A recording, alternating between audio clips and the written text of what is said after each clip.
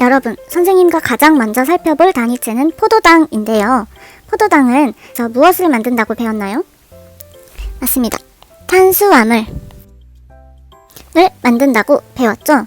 자, 하나의 단위체인 포도당이 다양한 결합 방식을 사용해서 탄수화물이라는 물질을 만들었고, 우리는 교과서에서 3가지 종류의 탄수화물을 배웠습니다.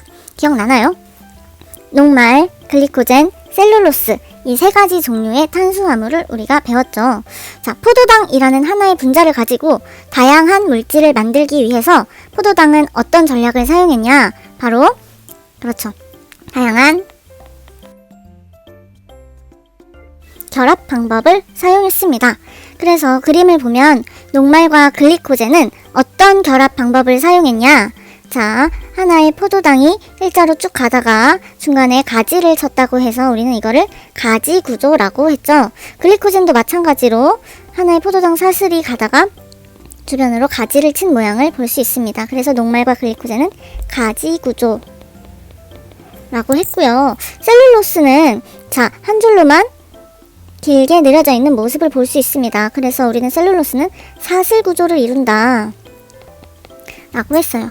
이거는 결합 방법의 차이겠죠. 그러면서 선생님과 함께 이 녹말, 글리코젠, 셀룰로스의 기능에 대해서도 살펴봤습니다. 녹말은 식물에서 무슨 역할을 했죠? 맞습니다. 식물세포에서 포도당을 저장해주는 역할을 했습니다. 자, 글리코젠은 녹말과 비슷하게 가지 구조를 치고 있는데 조금 더 가지가 많은 구조라고 했죠. 글리코젠은 동물세포에서 포도당을 저장해주는 역할을 했습니다. 자, 셀룰로스는 조금 다른 역할을 했죠. 우리가 세포의 구조하면서도 계속 선생님이 이야기를 했는데 맞습니다. 자, 식물세포에서 세포벽을 이루는 역할을 했습니다. 그리고 포도당 하면 우리가 꼭 기억하고 넘어가야 할 것이 있죠. 우리 생명체의 가장 중요한 에너지원입니다. 주요 에너지원. 자, 그래서 우리는 포도당으로부터 에너지를 얻기 위해 미토콘드리아에서 세포호흡을 했습니다. 세포호흡은 미토콘드리아라는 세포 소기관에서 하는 거였고, 포도당을 분해해서 생명체에서 살아가는 데 필요한 에너지를 얻는 과정이라고 했습니다. 자, 그리고 이 포도당은 어디로부터 얻어지냐 하면 엽록체에서 광합성이라는 과정을 통해서 포도당이 합성된다고 했었죠.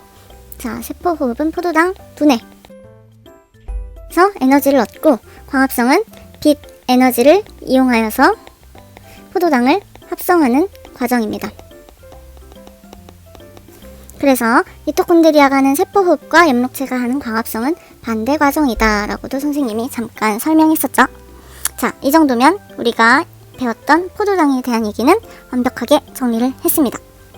자, 그 다음으로 알아볼 단위체는 아미노산입니다. 아미노산은 무엇을 이루는 단위체였나요? 아미노산은 단백질을 만드는 단위체였습니다. 단백질에 대해서는 선생님이 참 많이 설명하고 중요하게 강조를 했었죠. 자, 아미노산이 단백질이 되는 과정을 우리가 먼저 살펴보면, 자, 생명체 안에서 사용할 수 있는 다양한 종류의 아미노산, 약 20여 가지의 아미노산이 존재합니다. 이 20가지의 아미노산은 서로 연결되어 폴리펩타이드라는 사슬을 이루게 됩니다.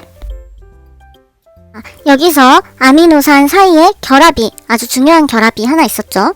자, 아미노산과 아미노산 사이의 결합하면서 한 분자에 물이 빠져나오는 그 결합은 펩타이드 결합이 많이 있다고 해서 폴리펩타이드라는 사슬을 이룬다고 했고, 이 폴리펩타이드가 알맞게 접히거나 꼬여서 입체 구조를 이루면 그때 우리가 그거를 단백질이라고 부르기로 했습니다.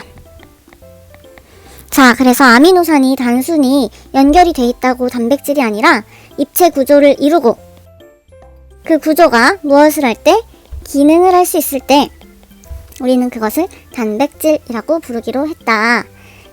그리고 우리가 이 단백질의 기능에 대해서 여러 가지를 배웠었죠. 자, 기억나시나요? 단백질의 여러 가지 기능. 히읗이 4개 있었고, 자, 액틴과 케라틴 이렇게 있었죠. 하나씩 볼까요? 첫 번째, 효소. 우리 몸속에서 화학 반응을 일으켜주는 단백질, 효소, 그 다음 호르몬, 우리 몸의 생리활동을 조절해주는 역할이죠. 그 다음 헤모글로빈, 적혈구 속에서 산소를 운반해주는 역할을 합니다. 그 다음 항체, 항체는 우리 몸의 방어작용을 도와줍니다. 그 다음 액틴은 근육을 이루고 몸을 이루는 단백질이었고, 케라틴 단백질이 있었습니다. 케라틴은 머리카락, 손톱, 털을 이루는 단백질을 케라틴이라고 했죠. 자, 그리고 우리가 세포를 배우면서 하나 더 단백질을 배웠는데, 맞습니다. 막 단백질. 막을 이루는 성분 중에서도 단백질이 사용되고 당연히 아미노산이라는 단위체로 사용이 되겠죠. 자, 그리고 이 기능을 하기 위해서는 아미노산이 알맞은 구조를 이루고 있어야 한다고 했고, 이 구조를 파괴시키면 기능도 못한다고 했죠. 열, 산, 염기에 의해서 단백질의 구조가 파괴돼서 기능을 하지 못하는 것을 단백질의 변성이라고 했습니다. 자, 이로써 단백질이 어떻게 만들어지는지에 대해서 선생님이 설명을 했고, 조금 더 추가를 해보자면, 자, 단백질 합성에 관여하는 세포 소기관이 있었죠. 단백질 합성에 관여하는 세포 소기관은 맞습니다. 리보솜이었죠, 리보솜. 자, 리보솜이 단백질을 합성한다는 건 무슨 말이냐? 여러 종류의 아미노산이 아무렇게나 연결되지 않고 1번, 2번, 3번, 4번 순서대로 연결될 수 있게, 그리고 아미노산 사이에 펩타이드 결합이 일어날 수 있게 만들어주는 게 리보솜이 하는 일이겠죠. 그리고 이 단백질을 만드는 정보, 이 아미노산의 순서의 정보는 누가 가지고 있다고 했죠? 맞습니다. 바로 DNA가 가지고 있다고 했죠. 그래서 우리가 DNA가 가지고 있는 유전 정보다 라고 하는 거는 바로 단백질을 만드는 정보다 라고 할 수 있다고 했습니다. 그러면 우리 DNA에 대해서 조금 더 알아보겠습니다. 마지막으로 우리가 살펴볼 단위체는 뉴클레오타이드입니다. 뉴클레오타이드는 DNA와 RNA를 이루는 단위체였죠. DNA와 RNA는 합쳐서 헥산이라고 부르기도 한다고 했습니다. 먼저 DNA를 이루는 뉴클레오타이드와 RNA를 이루는 뉴클레오타이드가 어떻게 다른지 한번 살펴보겠습니다. DNA를 이루는 뉴클레오타이드의 당을 살펴보면 디옥시리보스 라는 당으로 구성되어 있고, RNA를 이루는 당은 리보스라는 당으로 구성되어 있다고 했습니다. 디옥시리보스와 리보스는 산소 하나 빼고는 비슷하게 생긴 당이라고 했죠. 자, 그리고 염기에도 차이가 났는데요. 자, DNA를 이루는 염기는 아데닌, 타이민, 구아닌, 사이토신이 있었고, RNA를 이루는 염기는 아데닌, 유라실, 구아닌, 사이토신이 있었습니다. 그래서 DNA를 이루는 염기는 타이민이 포함되고, RNA를 이루는 염기는 타이민 대신에 유라실이 들어간다. 이게 차이가 됐었죠. 자, 그러면 이 DNA와 RNA의 단위체인 뉴클레오타이드가 어떻게 길게 연결돼서 헥산을 이루냐 봤더니, 하나의 뉴클레오타이드에 있는 당과 다른 뉴클레오타이드에 있는 인산이 연결이 되어서 당과 인산, 당과 인산, 당과 인산이 연결이 되어서 하나의 긴 사슬 모양을 만들고 그거를 헥산이라고 한다고 했습니다. 자, 그리고 특별히 DNA는 이 헥산이 두 가닥이 필요하다고 했죠. 자, 당과 인산의 골격이 양옆으로 존재하고, 당인산의 골격이 양옆으로 존재하고, 가운데는 염기끼리 마주본다 라고 했습니다. 그리고 우리 이 염기끼리 마주볼 때 규칙이 있다고 했죠. 아데닌은 항상 타이민이랑 구아닌은 항상 사이토신이랑만 결합하는 상보적 결합을 한다고 했습니다. 그리고 이 가운데 있는 염기의 순서에 따라서 유전 정보가 염기 순서, 염기 서열에 저장이 된다라고 할 수 있었습니다.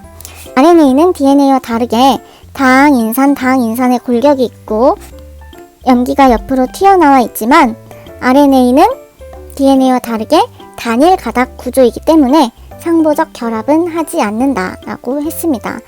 이 RNA는 DNA로부터 정보를 받아서 유전 정보를 전달해주고, 그 정보를 가지고 단백질을 합성하는 데 사용된다 라고까지 배웠습니다. 그리고 DNA의 구조를 마지막으로 정리를 해보면 당 인상골격과 염기끼리 상부적 결합을 하는 이 분자가 한번 꼬여서 우리가 알고 있는 이중 나선의 DNA 모양을 이룬다 까지 우리가 했었죠. 그래서 우리가 항상 봤던 이 DNA라는 모양이 왜 이렇게 그려야만 하는지 우리가 이 수업을 통해서 이해할 수 있었습니다. 자, 여러분 정리가 잘 되셨나요? 생소한 단어에 너무 겁먹지 말고 우리 한번 A4 용지를 펴서 포도당, 아미노산, 뉴클레오타이드라고 쓰고 오늘 선생님이 설명했던 내용을 한 페이지로 요약해보는 연습을 합시다. 시험을 보는데 큰 도움이 될 수 있을 겁니다. 자, 그러면 모두가 시험을 잘 볼 거라고 믿고 선생님은 이만 물러가겠습니다.